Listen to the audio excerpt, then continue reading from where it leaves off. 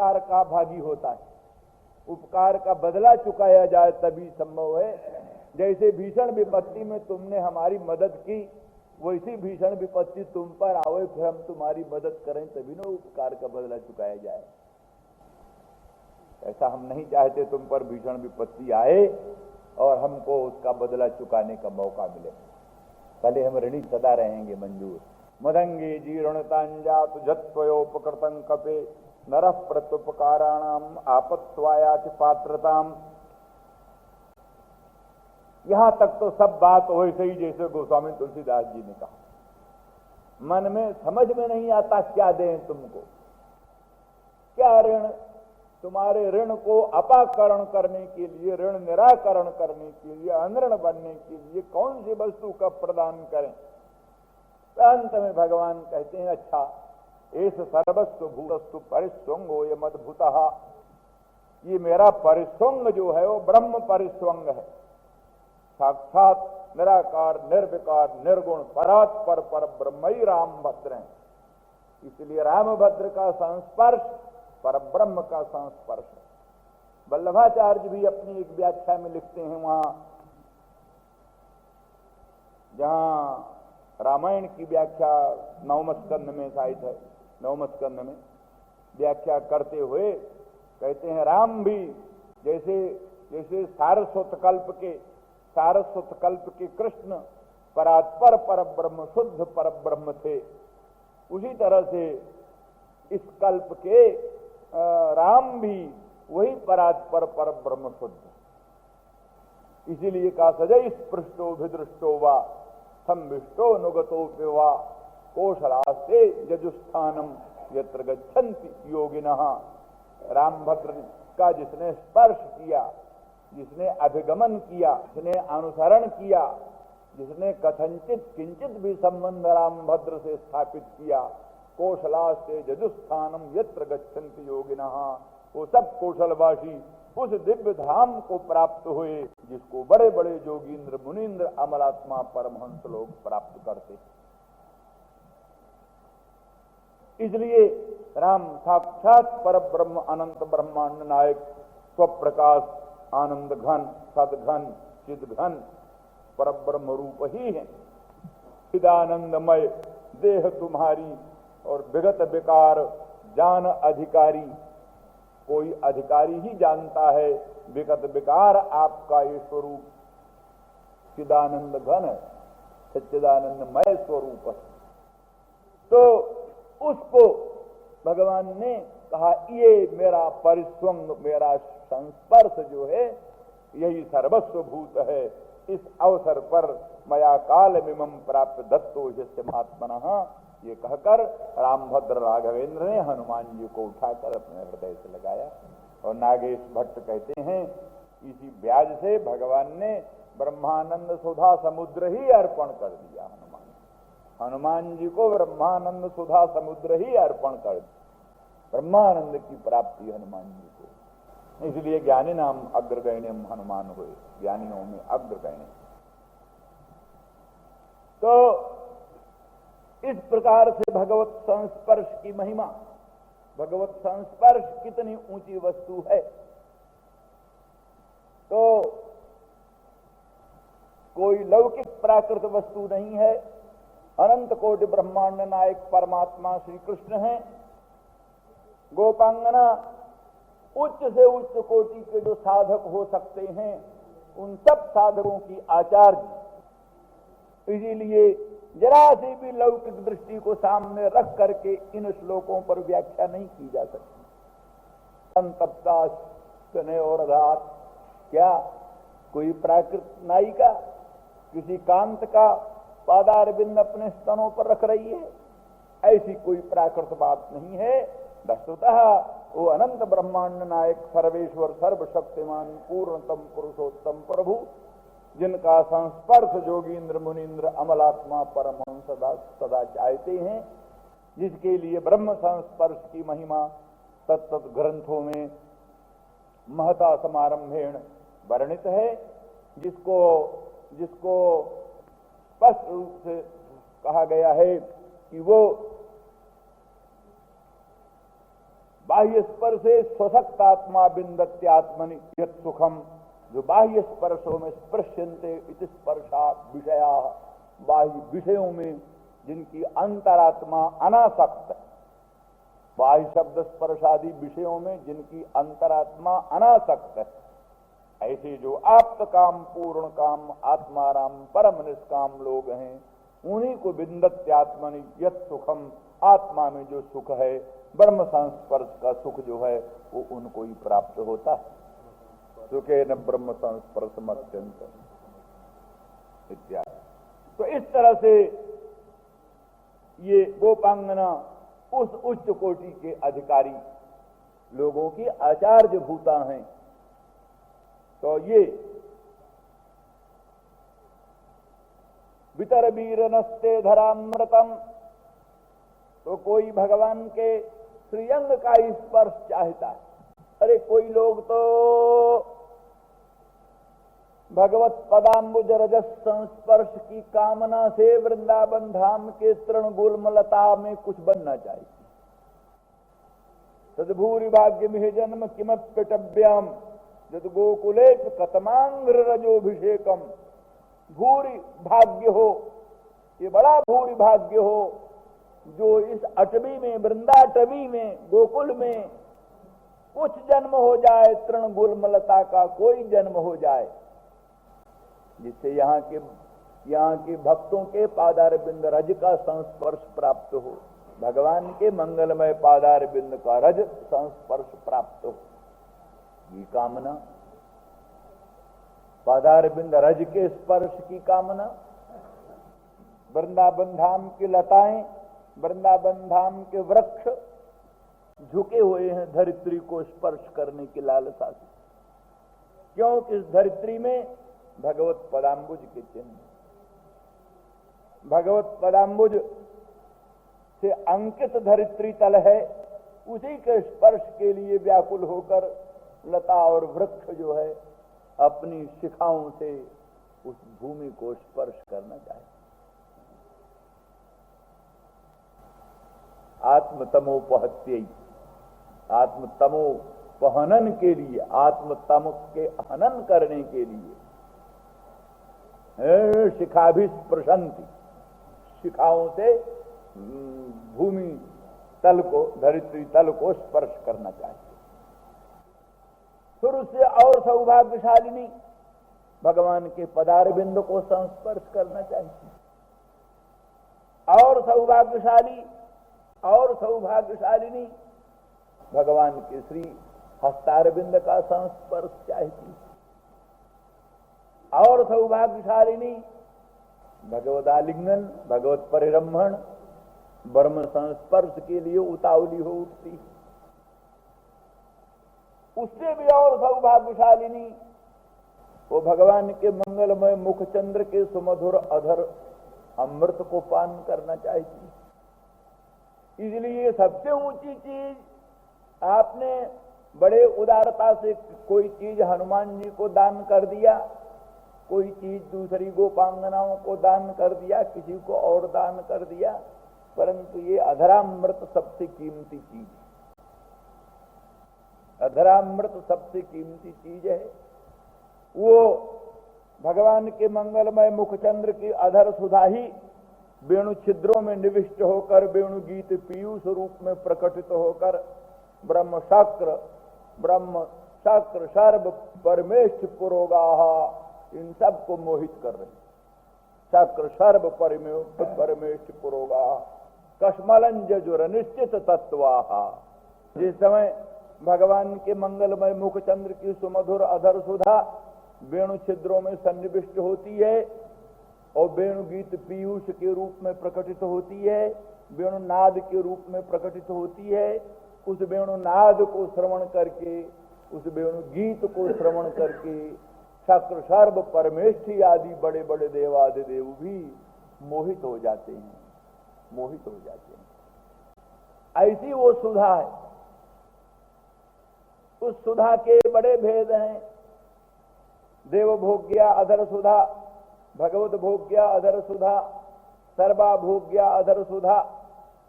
एक एक की व्याख्या बड़ी विस्तृत। देव भोग्य अधर सुधा क्या है, भगवत भोग्य अधर सुधा क्या है, सर्वा भोग्या भगवत अधर सुधा क्या है, सबकी विशेषताएं।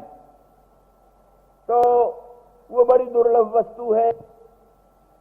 राशेश्वरी, नित्य नुकुंजेश्वरी, वृषभानुनंदिनी, राधा रानी जैसी परम अंतरंग लोगों को वो भगवान के मुखचंद्र के दिव्य अधरामृत का पाने का सौभाग्य होता है। और बतलाया वो दुर्लभ बड़े कंजूस खजांची के हाथ में है। लोभी खजांची लोभी होता है तभी धन की रक्षा होती। धन क्या होती है जब कोषाध्यक्ष लोभी, उदार हो तो फिर क्या कहना, बांटना शुरू करे, चाहे को धन रहेगा, बांट देगा सब। तो शास्त्रों में बतलाया है भगवान का अधर क्या है कि तो लोभ ही अधर है, लोभ ही अधर है। दूसरी जगह तो लोभी खजांची है, यहां प्रत्यक्ष लोभ ही खजांची। मूर्तिमान लोभ, मूर्तिमान लोभ ही भगवान का अधर है। धर्म ही भगवान का वक्षस्थल है, अधर्म ही भगवान का पृष्ठभाग है। पृष्ठभाग भगवान का अधर्म है, धर्म ही भगवान का वक्षस्थल है। सांख्य योग भगवान के कानों में कुंडल है, वैजयंती माला माया है, और जीवों का समुदाय तत्व वो शंख है। इत्यादि इत्यादि सब वर्णित है। भगवत विभूति का वर्णन द्वादश स्कंद में, द्वादश स्कंद में भगवत विभूति का वर्णन है। भगवान का जो श्री अंग है, श्री अंग में जो भूषण बसन अलंकार हैं, वो कौन क्या चीज है, कौन क्या चीज है, कौन क्या चीज है। तो उसमें लोभ जो है वो अधर, भगवान का अधर जो है वो साक्षात लोभ ही। तो लोभ मूर्तिमान लोभ ही अधर है, और उसी के हाथ में वो अधरामृत है। तो वो अधरामृत किसी को मिलता नहीं, बड़े अधिकारी को, बड़े अधिकारी को प्राप्त होता है। इसलिए कोई अधर सुधा देव भोग्या है। देव द्योतनात्मक स्वप्रकाशात्मक जो देव रूप हैं, वृंदावन धाम के तरुलता गुल्म, सरसी सरोवर, कुमुद कुमुदनी, कमल कमलनी, अर्थात भगवत लीला परिकर, भगवत लीला परिकर जो देवभूत हैं, तो प्रकाशात्मक देवभूत हैं, उनको देव भोग्या अधर सुधा प्राप्त होती है। वेणु छिद्रों में निविष्ट होकर देव भोग्या अधर सुधा वेणुनाद के रूप में परिणत होकर के वो वृंदावन धाम के सरसी सरोवर, कमल कमलनी, कुमुद कुमुदनी, शीतल मंद सुगंध पवन आदि बनराजी आदिकों को मिलती है। तो वे सब भगवत भाव से भावित होकर भगवत रूपता उनमें प्रकट हो जाती है। तब आत्मा राम का रमण बन सकता है। ये आत्मा बनते हैं तब आत्मा राम का इनमें रमण बनता है। जब तक ये आत्मा न बने तब तक आत्मा राम का इनमें रमण नहीं होता। आत्मा राम है ना, अनात्मा में तो कभी रमण करते ही नहीं। जगत के लोग ही अनात्मा राम होते हैं। अनात्मा पशुपुत्र आदिकों में, कलत्र आदिकों में रमण करने वाले अनात्माराम अज्ञानी, लेकिन आत्माराम ज्ञानी, आप्त काम, पूर्ण काम, आत्माराम परम निष्काम भगवान। तो उनका आत्मा ही जब तक कोई चीज न बन जाए तब तक उनमें उनका रमण नहीं होता। तो वृंदावन धाम के सरसी और सरोवर, कमल कमलनी आदि और विचित्र प्रकार की बनराजी, हंस सारस कारंडव सुखपिक आदि जितने भर भी भगवत लीलोपकरण हैं, वे सब के सब भगवत रूप बनते हैं, भगवत स्वरूप बनते हैं। वो भगवत स्वरूप बनने का ढंग यही है कि भगवान की देव भोग्या अधर सुधा वेणु छिद्रों द्वारा और वेणुनाद के रूप में परिणत होकर सबको स्पर्श के रूप में प्राप्त होती है। तो उनमें सब में ब्रह्मता प्रकट हो जाती है, लौकिकता बाधित हो जाती है। वैसे तो स्वभाव से ही वो अलौकिक ब्रह्म रूप ही हैं, तथापि स्वीकृत जो मोहिनी शक्ति के द्वारा जो स्वीकृत किंचित आवरण, उस किंचित स्वीकृत आवरण के निराकरण करने के लिए ये देवभोग्या अधर सुधा का उनसे संस्पर्श होता। उसी तरह से भगवत भोग्या अधर सुधा जो अंत में भगवत भोग्यई बन जाती है, जो कि गोपांगनाओं के निरावरण करण कुहरों द्वारा वेणु गीत के रूप, वेणु नाद नहीं, वेणु गीत के रूप में, नाद का कोई अर्थ नहीं होता लेकिन गीत का अर्थ होता है। गीत में सुव्यक्त शब्द होते हैं, गीत के अर्थ होते हैं, इसलिए वेणु गीत पीयूष रूप में प्रकटित होने वाली ये भगवत भोग्या अधर सुधा है। वो गोपांगनाओं के निरावरण करण कुहरों द्वारा अंतःकरण में सन्निविष्ट होती है और वही भावना द्वारा परिवर्धित होती है। वही अंतःकरण अंतरात्मा और प्राणों में रोम रोम में भरपूर होती है। वही वर्णन प्रसंग से कंठ तालवादी अष्टस्थानानुशक्त आग्नेय बाग इंद्रिय से अभिव्यक्त होकर के शब्द ब्रह्म के रूप में प्रकट होती है। वही वेणु गीत के रूप में प्रकट, वेणु गीत जो भागवत में वेणु गीत है, वेणु गीत नाम का एक अध्याय है, उस वेणु गीत के रूप में वही भगवत भोग्य आदर सुधा प्रकट होती है। तो वो उस वर्णन प्रसंग से गोपांगनाओं के अधर में आती है, गोपांगनाओं के अधर में आती है, वही संभोग श्रृंगार दशा में भगवत द्वारा उपभोग्य होती है। इसलिए भगवत मुखचंद्र में रहने वाली अधर सुधा ही गोपांगनाओं के मुखचंद्र में आकर उनके अधरामृत बनकर और संभोग श्रृंगार में वो भगवत भोग्या बनती, भगवत भोग्या अधर सुधा ही सबसे। इसी प्रकार से सर्वा भोग्या अधर सुधा के भी सिद्धांत हैं। तो अस्तु, हम कहने का मतलब ये कह रहे थे कि सब एक एक चीज दुर्लभ है। भगवत पदार बिंद संस्पर्श दुर्लभ है, भगवत चरणार बिंद रज संस्पर्श दुर्लभ है। अजी गोपांगनाओं के पाद पंकज रज के संस्पर्श की कामना से उद्धव वृंदावन धाम के तरुलता गुल्म बनने को प्रस्तुत हैं। फिर भगवत स्वरूप संस्पर्श कितना दुर्लभ, फिर भगवान का मुखचंद्र कितना दुर्लभ। इसमें भी आगे आगे तारतम्य वर्णन किया है। वल्लभाचार्य ने कहा कि भगवत स्वरूप में वैसे तो फलात्मकता, फल रूप ही भगवत स्वरूप है, लेकिन क्योंकि सुख जो है वो फले होता है, साधन नहीं होता। सुख और सब साधन है, सुख फल है। अर्थ धर्म ये जो कुछ भी है सब साधन है। किसके साधन है? सुख के साधन। सुख फल है। तो जितना, इसीलिए कि सारा विधि निषेध साधन में होता है, फल में विधि निषेध कुछ नहीं होता। सारा विधि निषेध साधन में होता है। इदं कर्तव्यम इदं न कर्तव्यम, फल में कोई विधि निषेध नहीं होता, फल तो फल ही है।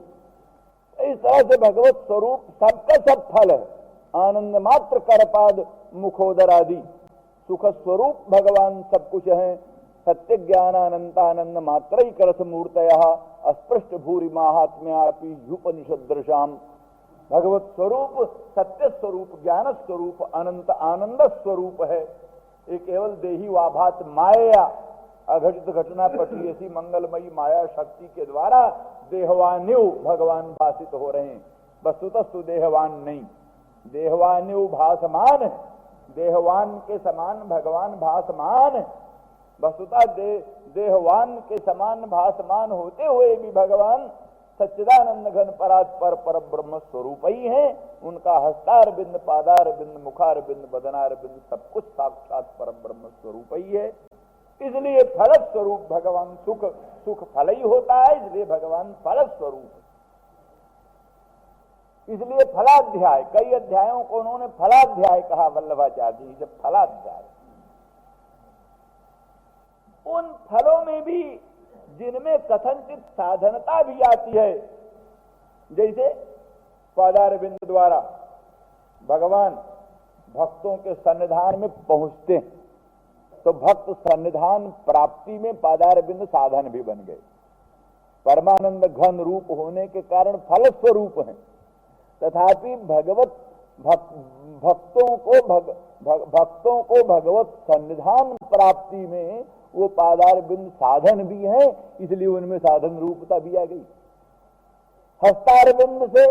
हस्तार बिंद वैसे फल स्वरूप ही है, लेकिन उस हस्तार बिंद के द्वारा भक्तों के विघ्न बाधाओं को दूर करते हैं, तत्त दैत्यों का दर्प दलन करके, या उन हस्तार बिंद के द्वारा भक्तों का स्पर्श करते हैं या भक्तों का आवाहन करते हैं, इस रूप में उनमें साधनता भी आ गई। तो हस्तारविंद में, पादारविंद में, अन्य अन्य अंगों में कथनचित साधनता भी संगत हो जाती, फल रूपता होते हुए भी अंशतः साधनता भी आ जाती, लेकिन मुखारविंद में शुद्ध फलता, मुखारविंद में शुद्ध फलता। फिर मुखारविंद का भी सर्वस्व, सार सर्वस्व जो अधरामृत, अधरामृत में और फल रूपता। फिर अधरामृत में भी जैसा अभी बात बतला दिया कि वही चल करके देव भोग गया, अधर सुधा भी किसी अंश में साधन बन गया, भगवत भोग गया, अधर सुधा भी किसी अंश में साधन बन गया। इस तरह से इनमें भी किंचित ऐसी भावना आ जाती है। तो इस प्रकार से ये जो भगवत मुखचंद्र की अधर सुधा है, ये बहुत कीमती है, इसलिए इसका दान बड़ा दान है। इसलिए वीर वीर संबोधन करते हुए वितर वीर नस्ते धरामृतम, हे वीर, हे दानवीर, बहुत दुर्लभ जो आपका अधरामृत है, वो अधरामृत का दान करो। वो जो अधरामृत दान की इच्छा करने वाली, ये सब जैसी जैसी जिनकी भावनाएं थी ना पुरानी, वो भावनाओं के अनुसार उनको प्राप्त हुआ। भुज मगुरु सुगंधम, भुज मगुरु सुगंधम मूर्ध्न धास्यत् कदानु, ये भावना थी। भुज मगुरु सुगंधम, अगुरु चंदन आदिकों के सौगंध से युक्त, अगुरु चंदन आदिकों से भी कोट गुणित अधिक सौगंध संपन्न भगवान की मंगलमयी भुजाएं। मूर्ध्न धास्यत् कदानु, हमारे कंठ में वो कब, हमारे कंठ में वो भगवान की दिव्य भुजाएं कब आकर संलग्न होगी। सो भुज कंठ की तव अस घोरा, सो भुज कंठ की तव अस घोरा, सुन सठ अस प्रमाण प्रण मोरा। जनक नंदनी जन श्याम सरोज दाम सम सुंदर, सो भुज करि कर समदस कंधर, सो भुज कंठ की तव अस घोरा। मेरे कंठ पर राघवेंद्र रामचंद्र के दिव्य सौगंध पूर्ण भुजा शोभित होगी, अथवा ये तेरी कराल करवाल, ये तेरी कराल करवाल या तो मेरी भुजाओं को स्पर्श करेंगी, या तो राघवेंद्र की वो दिव्य सौगंध संपन्न। भुज मगुरु सुगंधम मूर्ध्न धास्यत् कदानु।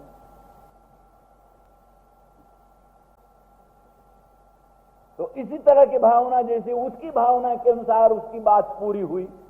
मूर्ध्न धास्यत् कदानु की जो कल्पना कर रही थी, भगवान का अगुरु और चंदन से भी कोट गुणित सौगंध संपन्न जो मंगलमयी भुजा है, वो हमारे कंधों में कब संलग्न होगी, ये अभिलाषा उसकी पूरी हुई। तो इसे जो अभिलाषा करती थी कि क्या नाम, वितर वीर नस्ते धरामृतम, हे वीर आपका अधरामृत दान करो हमको।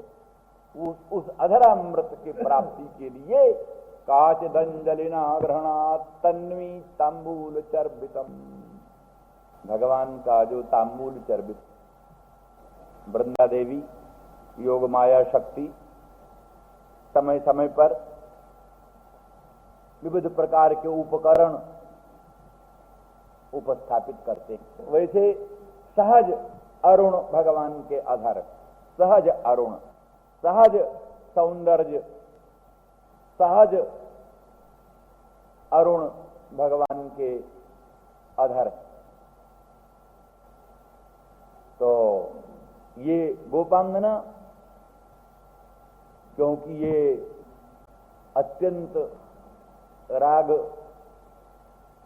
रागानुरंजित है, अत्यंत रागवती है, भगवत स्वरूप बोधवती भी है, भगवत स्वरूप को भी समझती है, भगवान के अनंत अखंड निर्विकार स्वप्रकाश स्वरूप को भी समझती है, साथ ही भगवत विषय उत्कट राग भी है। ये देखती है कि इनके सहज राग अरुण, सहज अरुण अधर में भी इस तांबूल के द्वारा और अद्भुत अरुणिमा आ जाती। श्याम सुंदर के अरुण अधर में भी इस सौभाग्यशाली तांबूल के द्वारा, तांबूल बीटिका, कर्पूर बीटिका, तांबूल बीटिका के द्वारा और अरुणिमा आ जाती। ये कहीं अधरामृत युक्त ये चर्बित तांबूल मुझको प्राप्त हो जाए तो मेरे हृदय का जो राग है वो और दुगुना हो जाएगा। हृदय में जो भगवत विषयक राग है उस राग में दुगुण वृद्धि के लिए, शतगुणित वृद्धि करने के लिए वो भगवत चर्बित तांबूल को अपनी अंजलि में ग्रहण करती, भगवान से प्रार्थना करती है। तो भगवान के मुख चंद्र में, मुख कमल में रहने वाला जो तांबूल चर्बण, तांबूल चर्बित, उसको ले लेती है अपने अंजलि में और स्वयं उसी अभिप्राय से वो बहुत मिष्ट मधुर अधरामृत, जो बड़ा दुर्लभ, जोगींद्र मुनीन्द्र अमलात्मा परमहंसों को दुर्लभ, रासेश्वरी नित्य कुंजेश्वरी राधा रानी जिसके लिए तरस रही हैं, जिसके लिए वो वेणु की, बंशी की हर समय चिंता कर रही हैं। गोप्यक्षमाचरदयं कुशलम स्म वेणुर दामोदराधर सुधामपि गोपिकानाम भुंक्ते स्वयं यदवशिष्ट रसं हृदिन्यो रस्यत्तुचोस्त्रु मुमुचुस्तरवो यथार्जा।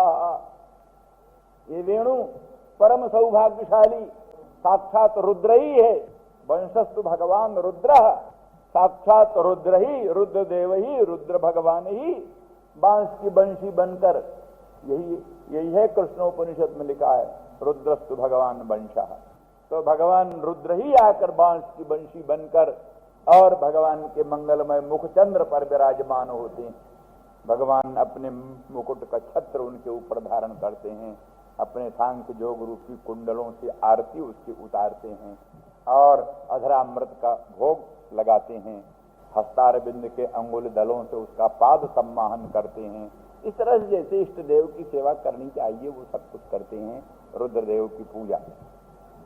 तो वो उसके संबंध में गोपांगना कल्पना करती हैं, ये वेणु हमारा जो अधर सुधा है, अर्थात दामोदर के मंगलमय मुखचंद्र की अधर सुधा वो गोपांगनाओं का ही है, गोपांगनाओं का ही उसमें असाधारण अधिकार है।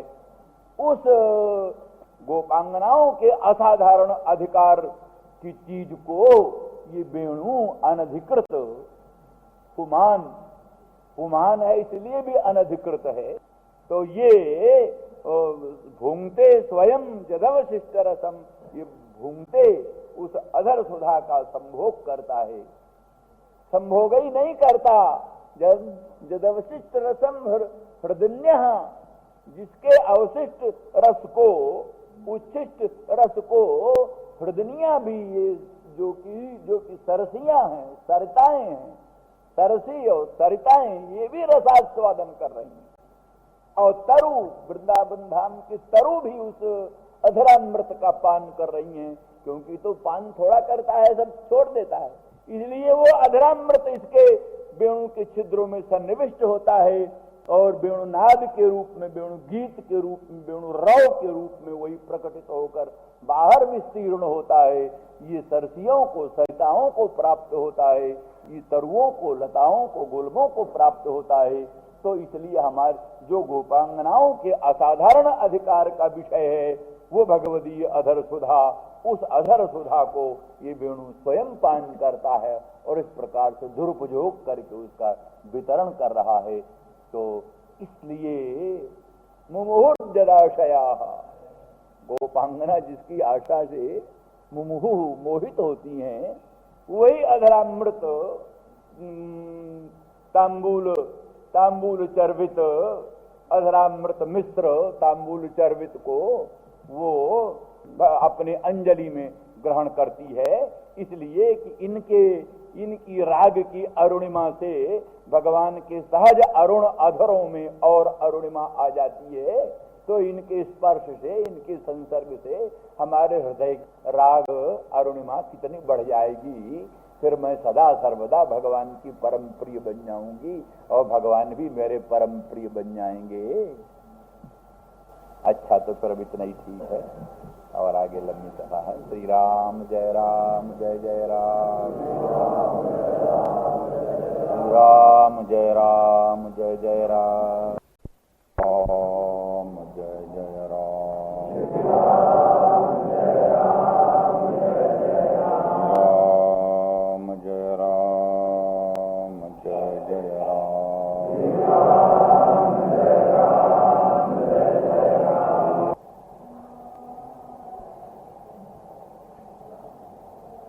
काचिदंजलिना ग्रहणात् तन्वी तांबूल चार्जितम् एकाद तदंग कमलम संतप्तास्तनयोरधात्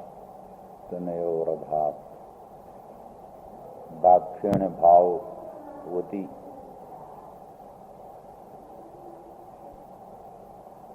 घृत स्नेहमय मिश्र मधुमिश्र रागवती, मधुस्नेहमय रागवती गोपांगना अंजलि से भगवान श्याम सुंदर ब्रजेंद्र नंदन मुखचंद्र श्री कृष्णचंद्र के मुखचंद्र में जो रहने वाला अधर सुधा मिश्रित तांबूल शर्बित उसको ग्रहण करती। उसके अभिलाष के अनुसार जैसा कल कहा, विदर वीर नस्ते धरामृतम, सर्वाधिक महत्वपूर्ण भगवान है, अनंत ब्रह्मांड नायक परमात्मा भगवान सर्वसार। संसार में, निस्सार संसार में, अनंत कोटि ब्रह्मांडात्मक विश्व में सार भगवान है। भगवान का पादार बिंद रज जोगींद्र मुनींद्र बंदे है। भगवान का संपूर्ण अंग ही रसघन रस निर्जास है, रस निर्जास कह सकते हैं। वो भौतिक स्वरूप नहीं है, माइक स्वरूप नहीं है, सच्चिदानंद घन स्वरूप ही भगवान का श्री विग्रह है। सत्य ज्ञान अनंतानंद मात्र ही करत मूर्तया, सत्य स्वरूप ज्ञान स्वरूप अनंत आनंद स्वरूप ही है, एक निखालिस मूर्ति जिसकी किसी चीज की मिलावट नहीं, निखालिस। तो ऐसा संपूर्ण सच्चिदानंद घन स्वरूप निखिल रसामृत मूर्ति, संप्रयोगात्मक विप्रयोगात्मक उद्बुद्ध उभयविध श्रृंगार रससार सर्वस्व, ऐसा वो स्वरूप। उसमें भी फिर उत्तरोत्तर कल जैसा कि मैं बतलाया, हस्तार बिंद पादार बिंद आदिकों की अपेक्षा भी बदनार बिंद का लोकोत्तर महत्व, उसमें भी भगवदीय अधर सुधा का अद्भुत महत्व।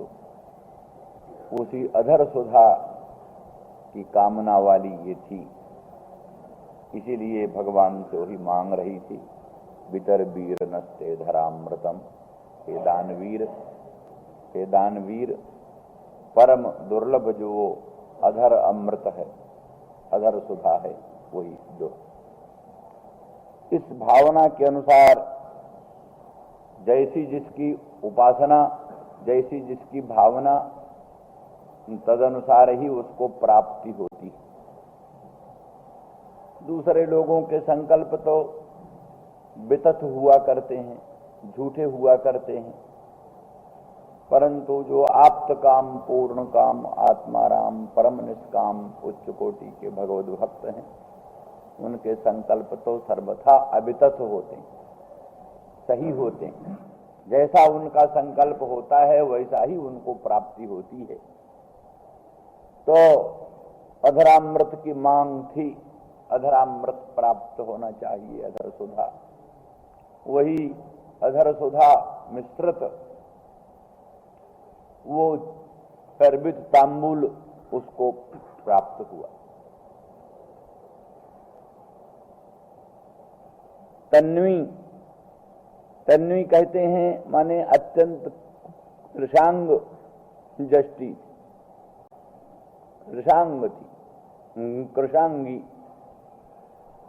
भगवत विरह जनित तीव्र ताप से अत्यंत दुर्बल हो रही। तो भगवान के सुमधुर अधर सुधा से ही उसका पोष होने वाला है, वही रसायन है।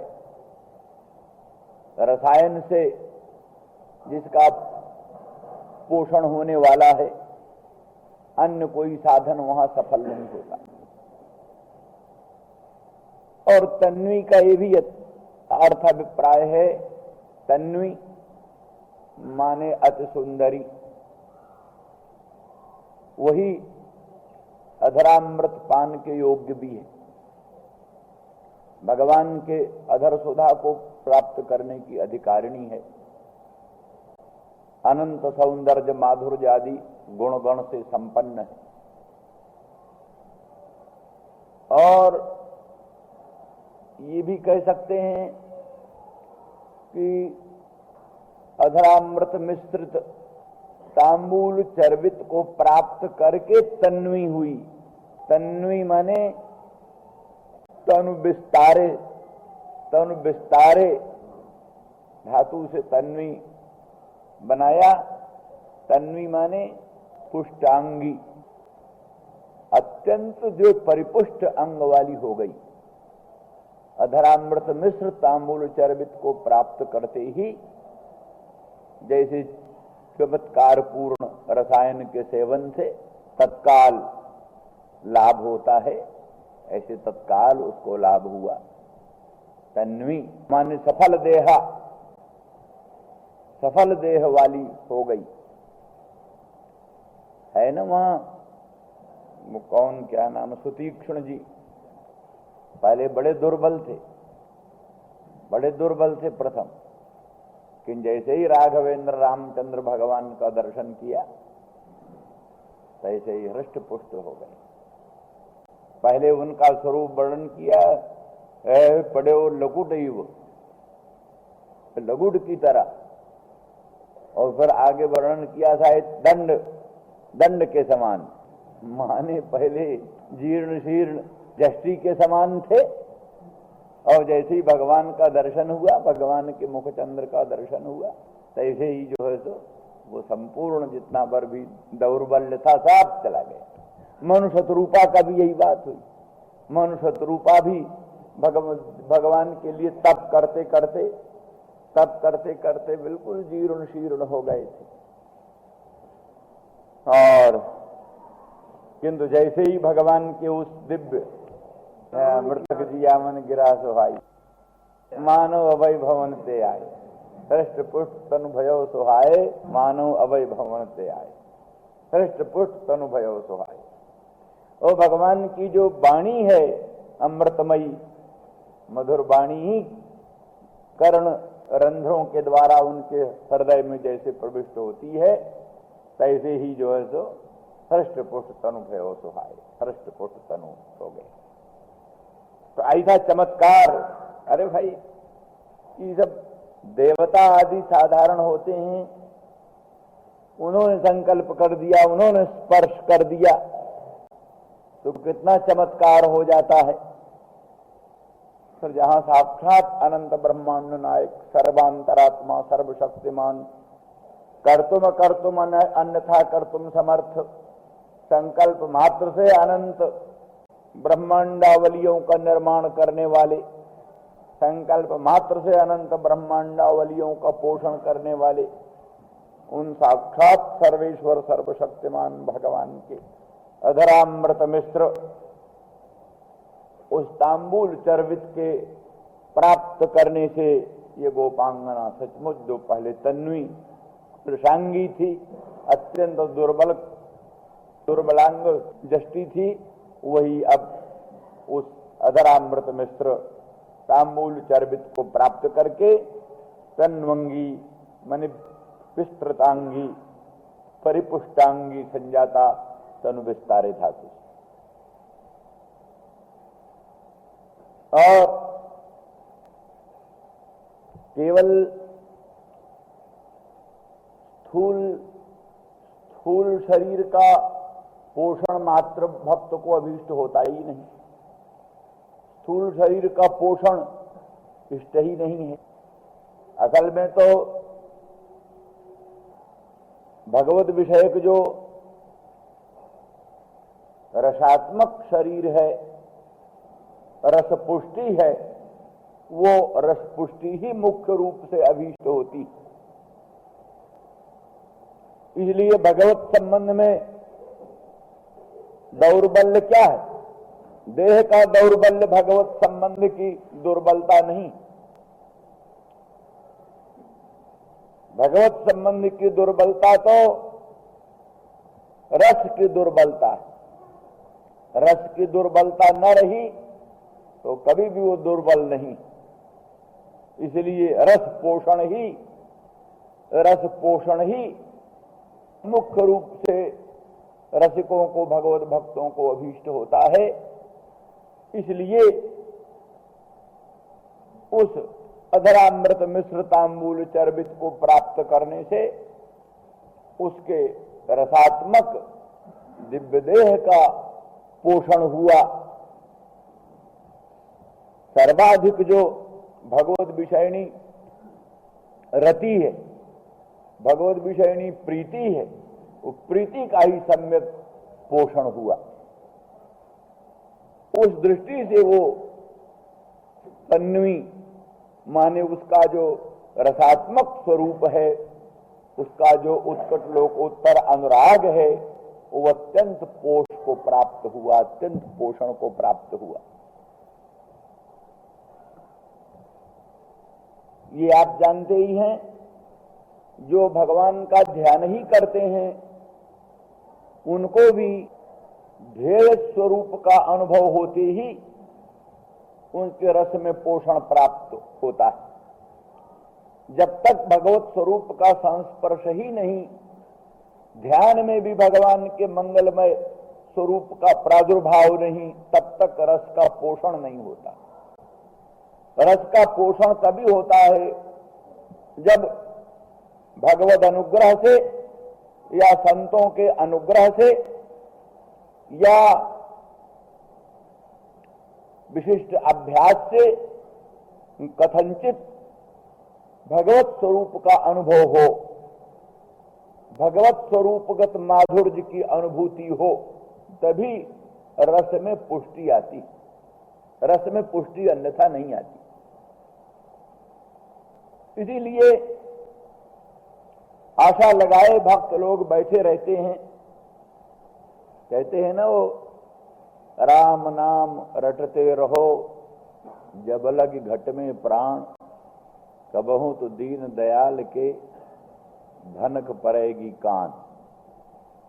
आशा लगाए, अलख जगाते हुए भगवान के मंगलमय नाम का संस्मरण करते हुए भक्त लोग प्रतीक्षा में बैठे रहते हैं। कभी प्रभु की कृपा हुई, कभी प्रभु के भक्तों की कृपा हुई और भगवत स्वरूप माधुर्य की अनुभूति हुई, तो भगवत स्वरूप माधुर्य की अनुभूति होते ही फिर वो जो रस है, हृदय का जो अनुराग है, वो उस अनुराग में पोषण प्राप्त होता है, अनुराग में पुष्टि प्राप्त होती। इस तरह से काचदंजलिना ग्रहणात् तन्वी तांबूल चर्बितम एका तदंघ्र कमलम संतप्तास्तनयोरघात। एका और भी कोई विलक्षणा, दाक्षिण भाववती जो गोपांगना थी उनमें एका मुख्या, दाक्षिण भाव वाली जो थी, तदीयताभिमानवती, हम मदन मोहन श्याम सुंदर की हैं, हम श्याम सुंदर मदन मोहन की हैं, इस प्रकार का जो अभिमान है, मैं सेवक रघुपति पति मोरे, इस प्रकार का जो अभिमान है, असाभिमान जाई जन भोरे, मैं सेवक रघुपति पति मोरे, रघुपति मेरे पति हैं और मैं उनका सेवक हूं, इस प्रकार का जो तदीयत्वाभिमान, ऐसे इसको जो तदीयत्वाभिमान, तो ये जो तदीयत्वाभिमानवती बहुत थी, अपरिगणित, उनमें सा एका मुख्या, उनमें अद्वितीया एक ही परम सौभाग्यशालिनी, वो भगवान के अंग्र कमल को, भगवान के पादारविंद को संतप्त हुई हुई, ये भगवत विरह जन तीव्र ताप से इतनी संतप्त थी कि भगवान के मिलने के लिए भी उठ नहीं सकी, उठ नहीं सकी। वैसे सभी गोपांगना लिखा है तन्व प्राण मिवागतम उस तस्तुर युगपत सर्वा, सब गोपांगना युगपत एक कालावच्छेदेन भगवान को आते देखकर उठ खड़ी हुई। तन्व प्राण मिवागतम, जैसे प्राण के आने पर कोई आदमी मर गया हो, प्राण चले गए हों, बिल्कुल शिथिल अंग सब मृत प्राय हो गए हों, और अकस्मात प्राण का संचार हो जाए, फिर से प्राण आ जाए, तो जैसे तनु के प्रत्येक अवयव उठ खड़े होते हैं, उत्तेजित हो उठते हैं, उस प्रकार से मदन मोहन श्याम सुंदर कृष्णचंद्र के आविर्भाव से उनको आते हुए देख करके जुगपत सभी गोपांगना उठी। लेकिन सबके उठने पर भी ये नहीं उठ सकी, ये नहीं उठ सकी, इसीलिए बैठे ही बैठे, ये भगवान तो अभी खड़े। कोई गोपांगना भगवान के दक्षिण भुजा को अपने कंधे पर रखकर खड़ी है, कोई भगवान के हाथ को दोनों अपने हाथों में लिए हुए खड़ी है, कोई भगवान के मुखारबिंद से तांबूल अर्पित को लेकर भगवान का सम्मान कर रही है। ये बैठी ही उठ नहीं सकी। क्यों? बोली संतप्ता, अत्यंत संतप्त है। विरह ताप, चिंता ताप और काम ताप, ये त्रिदोष है, तीन दोष है। त्रिदोष एक प्रकार का सन्निपात, तो त्रिदोष ज्वर से आक्रांत है। त्रिदोष का जो ज्वर है, तीनों दोष के सन्निपात से जो होने वाला ज्वर है। चिंता, चिंता, भगवत विरह का ताप, मदन मोहन श्याम सुंदर ब्रजेंद्र नंदन कृष्णचंद्र का जो विरह अभाव, ऐसे भक्तों को धन का अभाव नहीं खटकता, वस्त्र का अभाव नहीं खटकता, रुपए पैसे का अभाव नहीं खटकता, ऐश्वर्य का अभाव नहीं खटकता, रोटी पानी का अभाव नहीं खटकता, कुछ किसी का अभाव नहीं खटकता।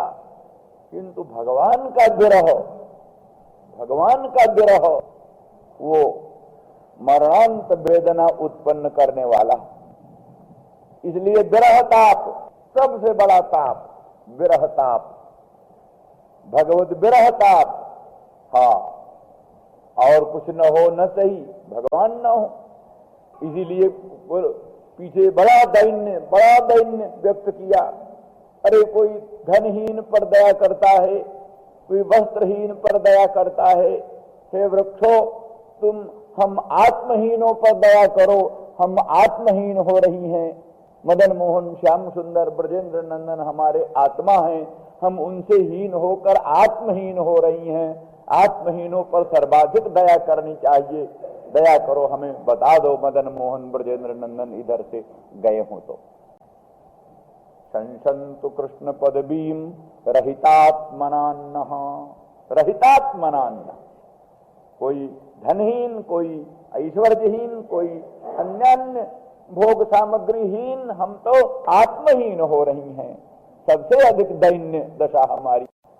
तो इस प्रकार से भगवत विरह, सर्व का अभाव नहीं खटकेगा, भगवत अभाव उनको खटकता है, बहुत खटकता है। तो तत्काल भगवत विरह और उसके बाद चिंता, ये विरह कितने दिन तक रहेगा? हाय, ये कैसे समाप्त होगा? क्षण क्षण उनको 100 युग के तुल्य प्रतीत होता है। चतुर्युगी, 100 चतुर्युगी एक क्षण में बीत जाती। काहे? चिंता ही से। तो किसी प्राणी को चिंता होती तो रात बीतने मुश्किल हो जाती। चिंता नहीं, नींद आई तो खुर्राटे के साथ 100 रात्र भी हो तो बीतने में देरी नहीं लगती, 100 रात बीत गई। लेकिन एक रात की एक घड़ी भी बीतने में कठिन पड़ जाती है, जहां चिंता की ज्वाला उठ खड़ी हो। तो भगवत विरह का वेदना, भगवत विरह का भीषण ताप और भगवत विरह की जो चिंता है, ये कितने समय तक ये भगवत विरह वेदना रहेगी, ये चिंता। और तन्मूल कही भगवत विषय काम, यदि काम यहां बताया लौकिक काम नहीं, शुद्ध प्रेम, भगवत विषय प्रेम। तथापि काम में जितना आकर्षण होता है, काम में जो आकर्षण होता है, काम में जो मन को विलोडन करने की क्षमता होती है, वो सब कुछ इस प्रेम में होता है। उसी नाते तो इसको काम कहते हैं। कामवत होता है, इसलिए प्रेम है शुद्ध प्रेम, काम नहीं। लेकिन काम जैसा रूप रंग है इसका, काम जैसी दशा इसकी है, इसलिए इसको काम भी कहते हैं। तो इसलिए भगवत विरह का संताप, चिंता का संताप और काम का संताप, त्रिदोष ज्वर, त्रिदोष के सन्निपात से होने वाला जो ज्वर, उस ज्वर से वो अत्यंत संतप्त है वो पांगना। इसलिए उठने में भी असमर्थ है। तब उसने सोचा क्या करें? तो सोचा ऋषि मुनि लोग, महामुनीन्द्र लोग आध्यात्मिक, आदि दैविक, आदि भौतिक 3 तापों से, वो भी एक सन्निपात है, वो भी सन्निपात है। आध्यात्मिक ताप का योग हो, आधिदैविक ताप भी आ जाए और आधिभौतिक ताप भी आ जाए। गोस्वामी तुलसीदास जी ने भी एक तरह का सन्निपात वर्णन किया, काम और क्रोध और लोभ। ये सब यही है कफ वात पित्त।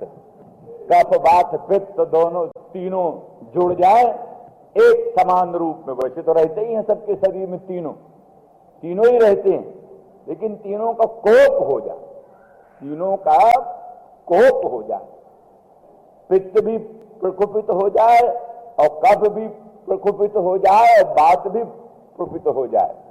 तीनों दोष प्रकुपित हो जाए तो फिर सन्निपात होता। तो यहां काम क्रोध लोभ यही वही तीनों है, पित्त वात कफ। ये भी तीनों अगर प्रकुपित हो जाए, तीनों ही प्रकुपित हो जाए तो फिर उपजई सन्निपात दुखदाई, फिर सन्निपात उत्पन्न हो जाता है। फिर सन्निपात से त्राण पाना बड़ा कठिन होता है, खतरे की घंटी है।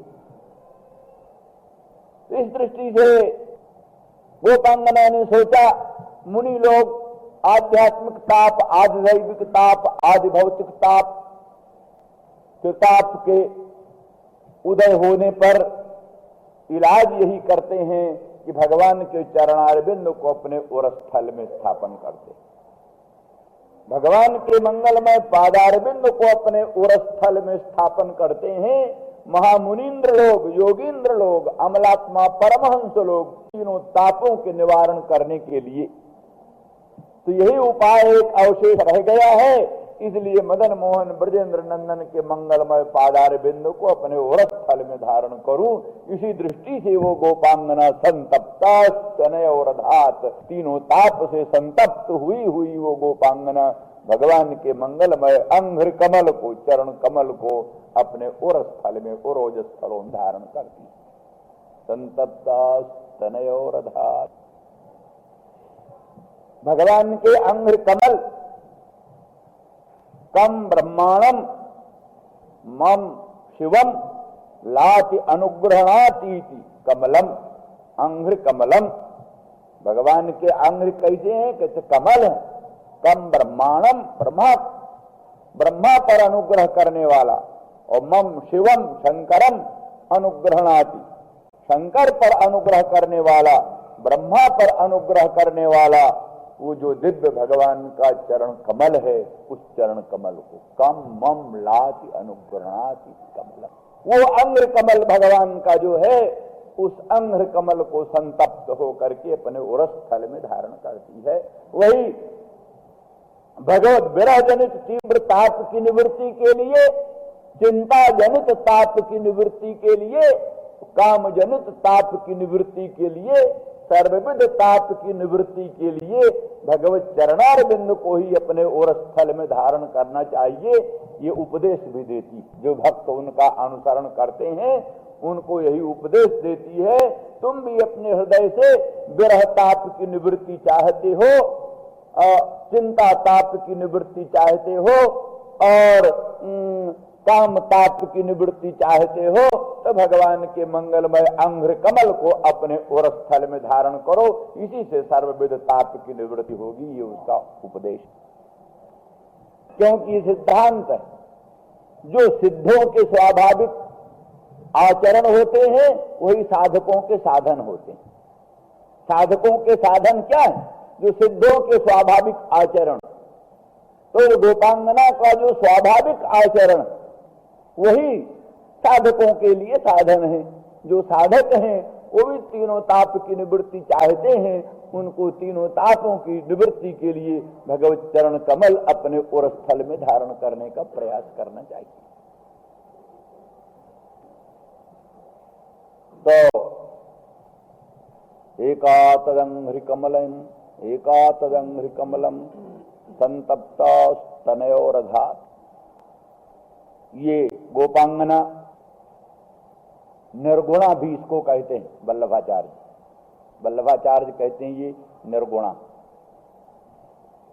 पहली को कहा शुद्ध सात्विकी, दूसरे को कहा शुद्ध राजसी, तीसरी को कहा रजस सात्विकी, इसको कहा निर्गुणा।